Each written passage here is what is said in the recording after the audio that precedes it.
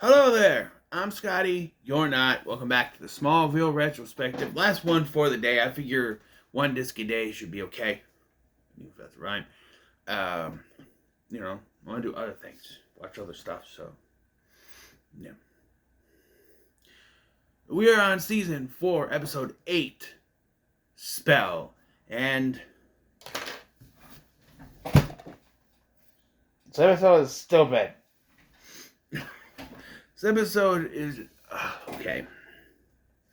So when I was younger, I used to like this episode, but like watching this now, what? Okay, I got it. Hold on, I'll be right back. I got it. I'm back. You ever start something and realize you have to pee? Realize you should have went before? I didn't think about it. I was already sitting here. Figure let's just start recording, and then I'm starting to get. You notice I'm starting to get fidgety. So yes, Spell. This episode didn't age well for me at all.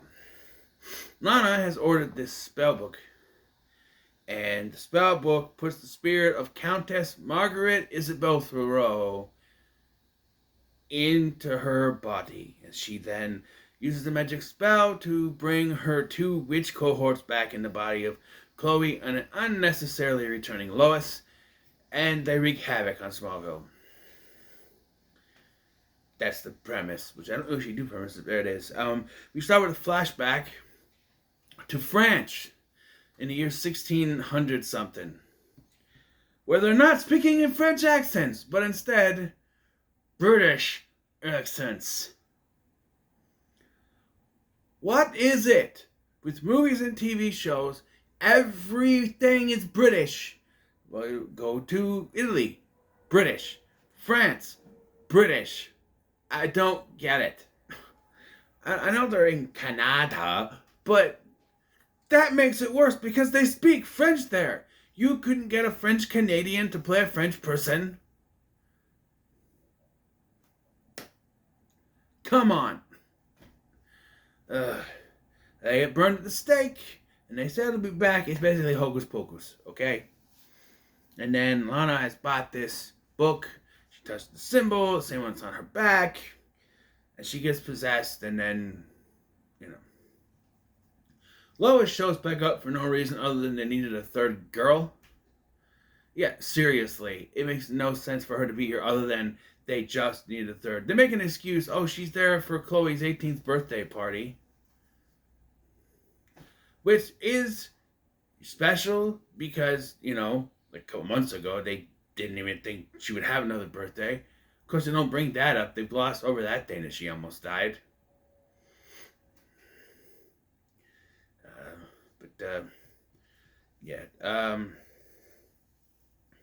Jason is still mad at Clark because he thinks Clark got him fired.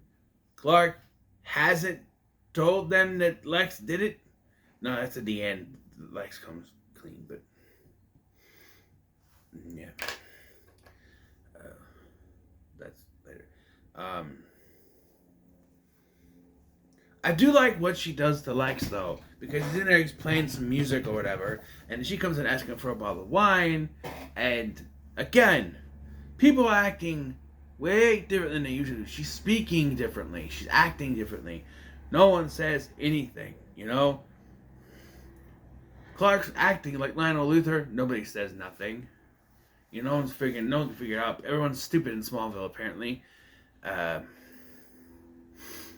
But she's there for a bottle of wine, which he gives her because it's like supposed to be shared between the three of them in the woods. I do like though she needs the hair of two hairs of a virgin. She plucks Lana's own hair. You've been a good girl. And then Lois comes in. She plucks Lois. And she's like, "Oh, that's no good." Get it? Because Lois is a slut. I don't know. And she doesn't pluck Chloe's hair, who's right outside. Instead, she goes all the way to the farm to get some off of Clark and ends up breaking his scissors. And then he takes off some and gives it to her. I don't know. Well, you weren't getting any from Lex. Oh, even though he probably is not a virgin, but you know. Which, by the way, for you kids out there, no kids don't watch this, but uh, being a virgin does not mean that you're from Virginia, as I once thought when I was a kid. Yes. Imagine my mom's shock when I asked, "Am I a virgin?" She's like, "Huh? What? I'm like, "Yeah. You know what that means?" I'm like, "You're from Virginia." I was 10. Leave me alone. But no, I thought you were from Virginia, which is a state, not a country. I don't know. I mean, this is a country where we were too lazy to come up with other names, so we got North Carolina, South Dakota, West Virginia. Just secondary names. New Mexico, another one. New Jersey. There's no Old Jersey. Well, there's Jersey in the island, Jersey Islands or whatever, and there's York, which is British thing. But anyway, back to this. So we don't really know what her plan is because Clark's supposed to have this representative from Princeton. Yeah, couldn't come up with a more believable school for him to go to than Princeton. Seriously? Princeton? I believe Clark Kent is going to Princeton. If you're going to go the extra mile, why not Harvard? Yes, that's a Saved by the Bell reference. But if it had been someone from Harvard, it would have been just as unbelievable as Princeton. I mean, you can't say it's like Kansas University Tech something. Or just say I have a college. By the way, why is there someone from Princeton coming when he said there was college recruiters, right? He's got a scholarship, basically, right? I don't know, but it's one of those things where looking for the college recruiter and he shows up when the party's going because the ladies use their magic to make it an orgy, basically. Which, by the way, I want to point out that later, I thought it was going to be the other way around. Like, the Countess. For some reason, I remember the Countess hitting on Jason. But I guess they don't do anything. When Clark and Lana get together later, they contemplate having, you know.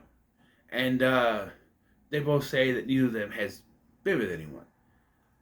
Clark clearly did something at this party because later, Jonathan brings in a bra that was left in the loft. Left in the loft. Left in the loft. Left in the loft.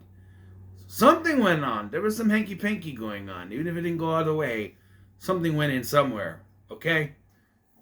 I'm just saying. Why did I say it like that? Something went in somewhere.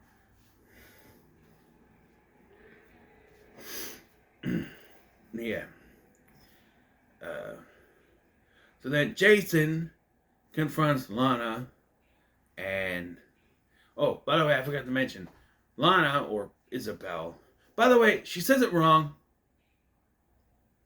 After it's said correctly in the opening flashback, she then says that this spellbook belonged to Countess Isabel Margaret Thoreau. Wrong. It's Margaret Isabel Thoreau. She says the name wrong. And they didn't catch it. They didn't catch it. She said it wrong, and they didn't catch it. It's in the final episode. They never caught that she said the name wrong. That's the worst part about this. Squeaky door. I'm just saying. You know. Anyway. But anyway. So, when she's at Lex's mansion, she sees the little thing that he has, and she takes it. She uses magic to take it.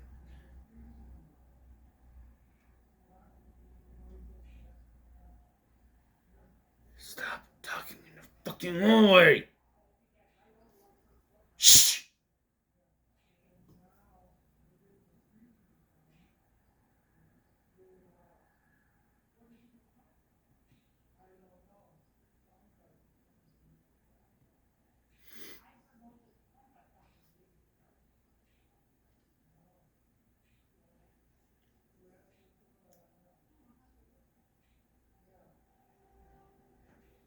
I think they're talking about what that exploding sound was out there earlier. I'll try to concentrate. But she takes this and then uses magic to force him to play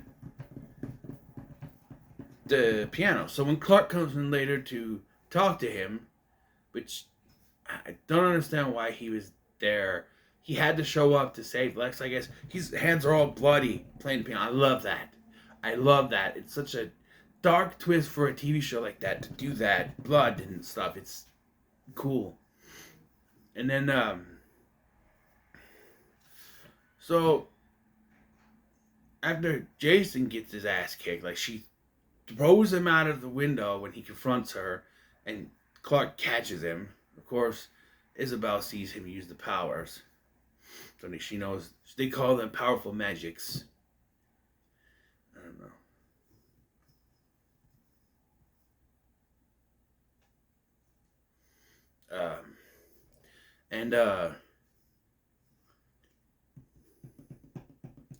I think. And so then he goes back to the barn. He gets this message in purple fire that says, "Barn, midnight." He goes there, and they attack him. They take his powers away and tie him up.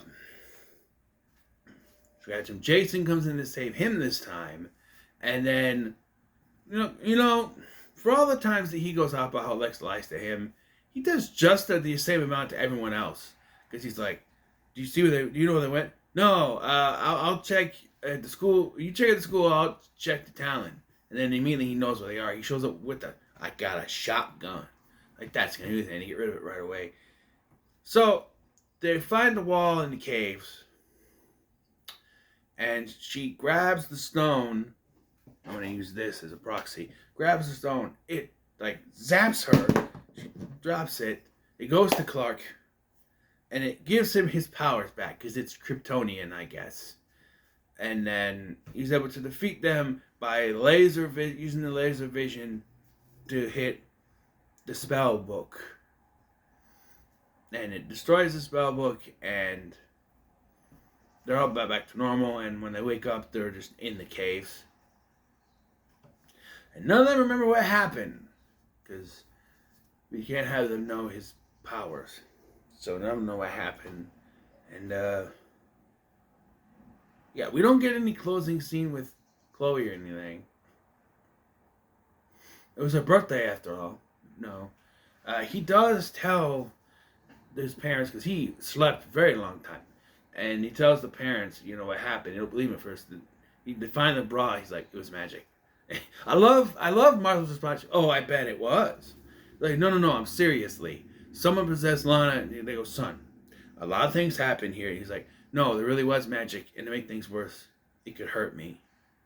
And that's when I'm like, "Oh shit, he's telling the truth." So, oh, okay.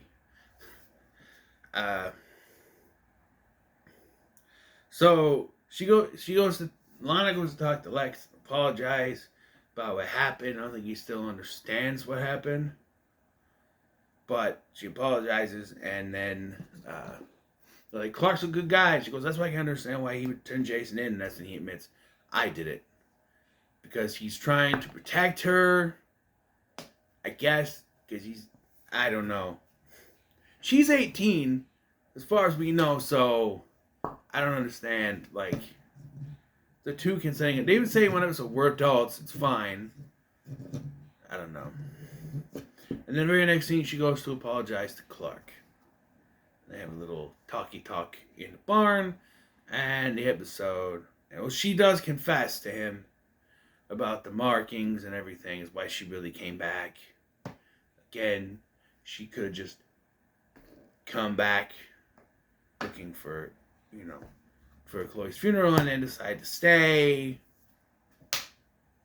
I don't know. But I guess this keeps the narrative going, I guess. But yeah, that's it. The episode.